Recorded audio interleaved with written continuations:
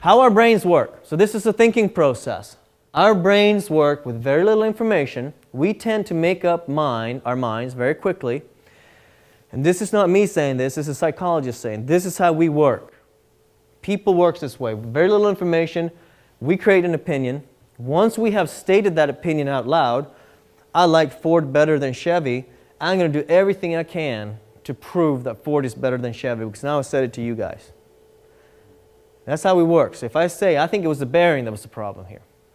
Now, I'm going to do, once I said it loud in front of my group, that's my pride. I'm going to do everything I can. I'm going to find a decision to make it, I'm going to make this problem mine. I'm going to make it be my solution. It is an internal leak. So you said it out loud, so that's what I think. That was my suggestion. So you're going to go look for that. That's how we work. That's what the psychologist says. So we need to be aware of this, that if we know that our brains work like this, we need to try to resist that. That's what we need to do in root cause. We're not going to fix it, because we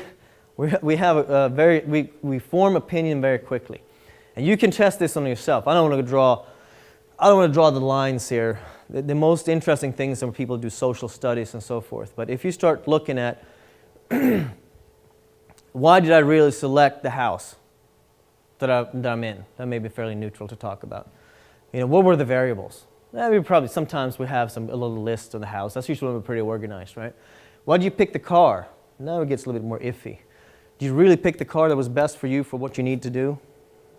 You know, start looking at that. Why do you select to vote for the party you vote for? Now we're getting a little bit out there. So I don't want to start a political discussion here, but what do you really know about it? Sometimes when you start picking things apart, sometimes we notice that we have a little, traditional, this is what we always done type of thing.